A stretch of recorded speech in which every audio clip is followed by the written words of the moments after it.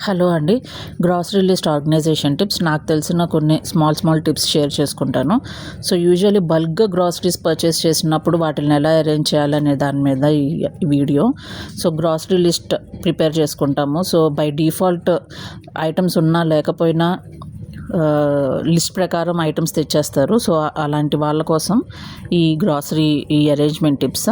First కేటగిరీస్గా divide చేసుకోవాలి. వాటికి సెట్ అయ్యేలాంటి కంటైనర్స్ పెట్టుకోవాలి. ఓల్డ్ స్టాక్ క్లియర్ చేసుకొని వాటిని స్మాల్ బౌల్స్లో ఒక కంటైనర్స్లోకి మార్చుకొని ఈ కొత్త ఐటమ్స్ రీస్టాక్ చేసుకుంటే బెటర్. పురుగులు అలాంటివి రాకోకుండా 2-3 మంత్స్కి యూజువల్లీ తెచ్చినప్పుడు స్టాక్ ఒక 2-3 మంత్స్కి బాక్సెస్ అన్నీ ఒకసారి నీట్గా క్లీన్ చేసుకొని పెట్టుకుంటే మంచిది. పురుగులు అలాంటివి రావు. లేదు అంటే బిర్యానీ ఆకు, వేపాకులు ఇలాంటివి పెట్టుకున్న ఆ స్టాక్లో యూజువల్లీ పురుగులు అలాంటివి రావు.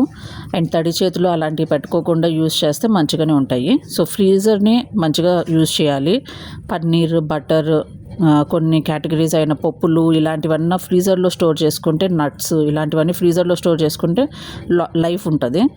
బయట 1/2 kg ఆర్ స్మాల్ క్వాంటిటీస్లో ఐటమ్స్ని పెట్టుకుని యూజ్ చేసుకుని మళ్ళీ రీస్టాక్ చేసుకుంటే బెటర్. అలాంటప్పుడు వాళ్ళకి అన్ని ప్యాకెట్స్ ఒకేసారి ఓపెన్ చేసేయకూడదు. కావాల్సిన వరకు ఓపెన్ చేసి రిమైనింగ్స్ అన్నీ మంచిగా డ్రాయర్స్లో అరేంజ్మెంట్ చేసుకోవాలి. అంటే ఈ కేటగిరీస్ ప్రకారం ఇందుట్లో నట్స్, ఇందుట్లో మిల్లెట్స్కి ఇలాంటివి, ఇందుట్లో పప్పులు ఇలాంటి డ్రాయర్స్ అరేంజ్మెంట్ ఉంది అంటే ఆ ప్యాకెట్స్ మనం ఈజీగా పుల్ అవుట్ చేసుకోవచ్చు. స్మాల్ కిచెన్స్ అయితే ఈ పెద్ద స్టీల్ డబ్బాలు, పాతకాలంలో ఉన్నట్టు స్టీల్ డబ్బాలు అంతా యూజ్ చేసుకోవట్లేదు కదండి ఈ మధ్య.